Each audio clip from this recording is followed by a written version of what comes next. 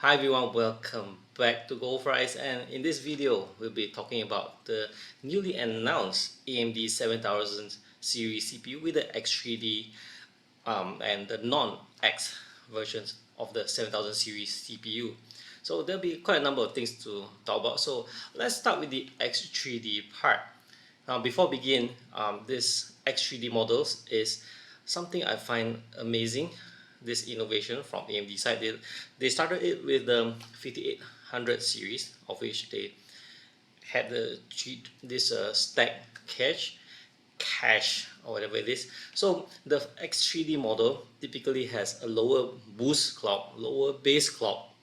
It has more cache, and it generally performs better than the non-X3D models when it comes to pushing frame rates.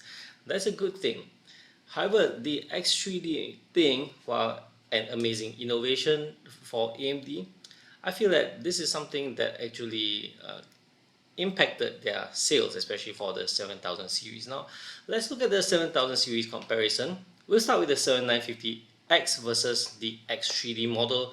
Again, the difference, you see that there's a difference in the base clock, and the X3D model has more cache and has lower rated TDP, which is interesting because the 5800X and the X3D, they had the same rated TDP of 105, but this one, the 7950X, had a 170 watt TDP, while the X3D model has 120 watt TDP. So there's not enough information to derive what's going to be the power draw and the temperature. It's like, after all, it's just announced 7000 series design is different, so we cannot use what we know about the 5000 series to apply on the 7000 series just yet. Now this from the 7950X to the 7900X, it's again the same thing: lower base, more cache, and lower power draw. Same, but there's a new model, which is the 7800 X3D. Now there is no 7800X, and there's now a 7800 X3D. And all these three models, new, announced, and no pricing yet. Now let me check the press release. They said this one with the 3D, the one with the 3D Vcache will be available starting February 2023. Your guess is as good as mine about the price, but I reckon it'll be a little bit higher than the original one.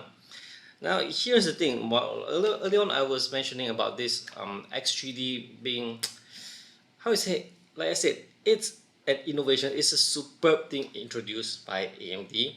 However, because people know that when the 7000 series was launched, people know that the X3D model will come sooner or later. After all, AMD has such a good thing for their 5000 series. It will come for the 7000 series. So to what I know, many people actually are holding off their purchase of 7000 series because they're waiting for the X3D model. And browsing around the various Facebook groups, I can see why. And I can see, yes, many people are interested in getting it. So that's that. About 5000 series, over in Malaysia, I heard that the X3D models, there aren't that many and not exactly in demand as well, but I can't deny any CPU that is priced above RM 1000 ringgit, it gets difficult to swallow. So yeah, that's pretty much that. Now let's hop back to the 7000 series. So three X3D models. Here is my prediction. I would see that the 7800 X3D would be the one that people will go for. So I think it would be good that AMD have a lot of stocks for this one, because usually stock issues. I hope AMD actually foresee this, and really, as a gamer myself, I think the 7800 X3D would be a very good CPU for pushing frame rates and all that. I mean, yeah, 8 cores, 16 threads, and has that 3D Vcache. It's the way to go. As for the higher spec model, like the 7900X with 1224, and then this 7950X with a 1632, I mean cores and threads, those are going to be hit and miss, I believe, because you have to see, it it really depends on the person's workload. If your workload is able to utilize or relies on clock speed, the then the non-X3D models would actually be a better choice. Now the 5800 X3D, when it was launched, it was priced as the original price of the non-X3D model, and the non-X3D model's price dropped. So in the case of this one, I don't know how will it be like. Will it be higher, or will it be replacing the price of the non X3D models? Regardless, like what I said, if your work is will take advantage of clock speed, then clearly the non-X3D model will be a better option. Moving on, we'll look at the non-X3D, in fact the non-X model, which I think is interesting because as usual with AMD processors, the X model has this X tax, which is when you compare the X and non-X model, it's often the non-X model having better value because it's very close in clock speed, the base and the boost clock, and it has lower power draw and lower price tag. Personally, I'm very interested in the 7700 non-X simply because I know there's a 7600 too. So yes, there's going to be a 7600 non-X. What I see here, 7600, 7700, and the 7900 non-X. As the gamer part of me, I actually like the 70s. In fact, general purpose. In fact, yeah, I like the 7700 non-X. Gaming wise, personally, I would go for the 7700X because of the 8 cores, 16 threads.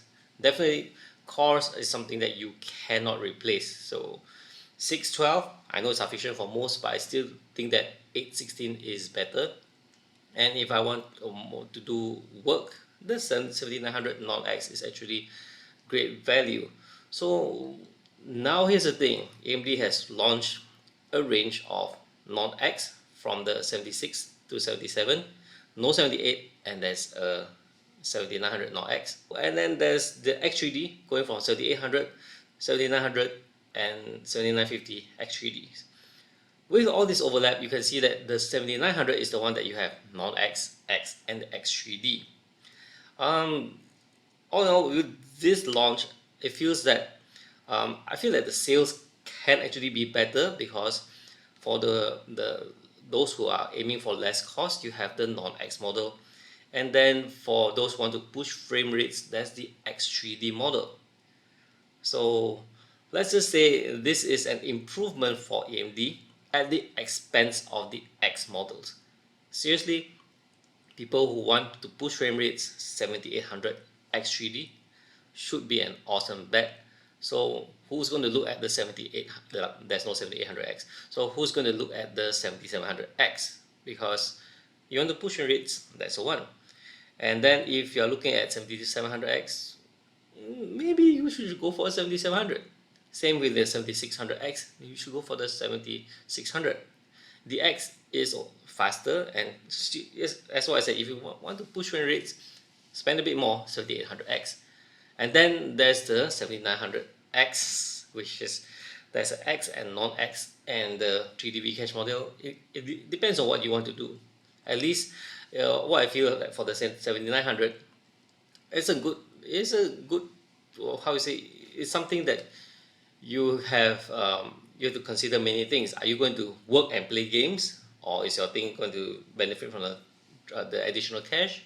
X3D, you can go with the X3D model. If you want the clock speed, you go with the X. If you want to cut costs, non-X. I think that's okay. Same for the 7950. 7950 has no non-X variant, so the decision is easier. Again, what does benefits, whether there's a clock speed or cache benefits what you do. So yeah, that's pretty much my thought and opinion of this this range of this announcement from this AMD's 7000 series. I have no information about any Ryzen 3 models yet. 4 cores, 8 threads on 7000 series, I don't know. It seems a bit pointless because 5000 series, it's going to overlap with many 5000 series, and definitely, even if you launch a Ryzen 3 in the 7000 series, it's gonna be like I still feel that the 5000 series, no matter how, will just trounce it when it comes to price to performance. So that's that. My take. I am certainly looking at the 7700 non-X, but what about you? I I think there'll be a good bunch of you that be planning to go for the 7800X. So yeah, that's it for this one. Do leave your thoughts and opinions down in the comment section. I'd love to hear from you guys, and probably we'll be able to spin out some topic for talking head video like this in the near future.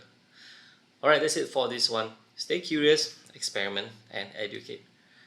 I'll see you guys in the next one. Bye bye, and yes, remember to subscribe to my channel if you haven't.